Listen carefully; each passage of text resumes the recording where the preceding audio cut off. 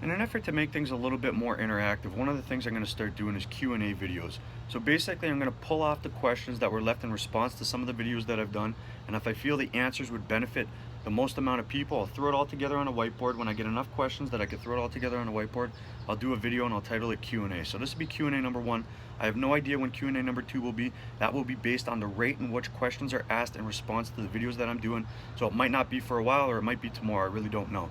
Now, I don't answer questions in the comments and the YouTube videos that I've done, and the only reason for this is because I don't want to start something that I won't be able to keep up with later. If I started answering questions directly and eventually I got too busy that I couldn't answer all the questions, I don't want to be perceived as someone who might think that your question was stupid, or I don't respect and value you taking the time to actually leave a comment or write a question. That's not the case at all. I just don't want to start something that I won't be able to keep up with, and I perceive that one day I'll be too busy that I won't be able to answer all the questions. But for now, what I can do is I can go on YouTube, I can click on this one thing, click on another thing, the word community pops up. I notice if I click on community, it shows me all the comments and questions that have been left in responses to the videos I've done.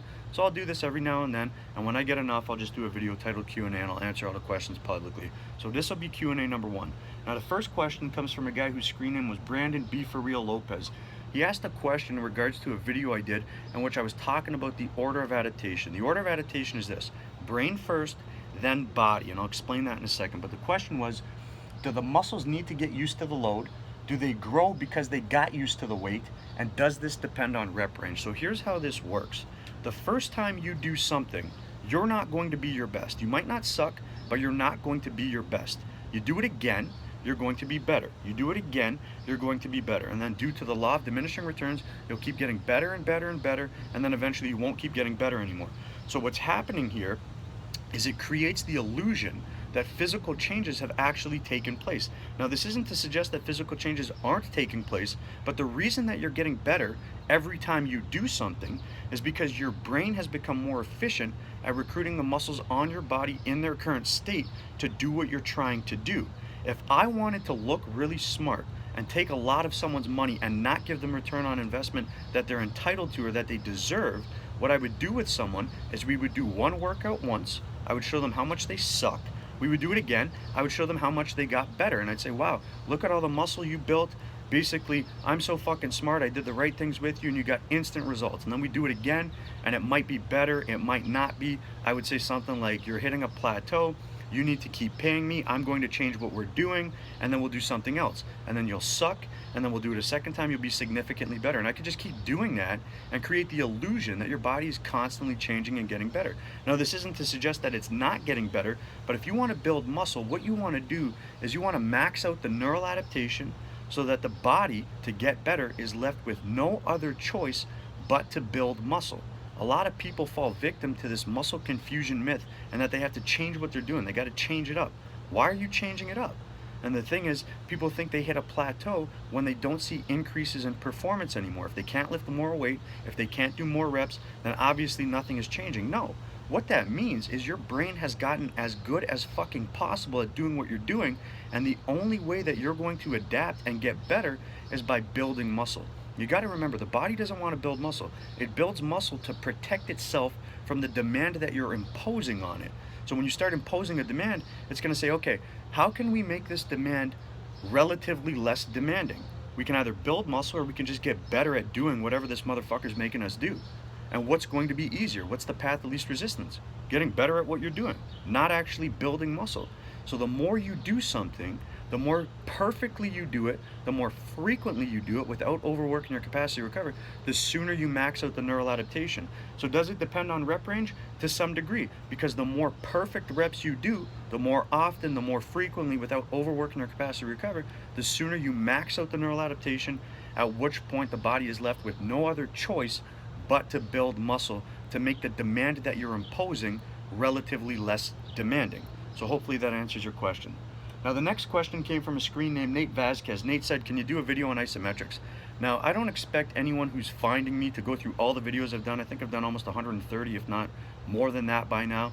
But I've done a lot of videos on isometrics. So what I'll do for you, Nate, is I'll just talk about my top 5 points in regards to isometrics so you can make the best decision for yourself in terms of whether or not you want to include them in your strategy and where you would include them.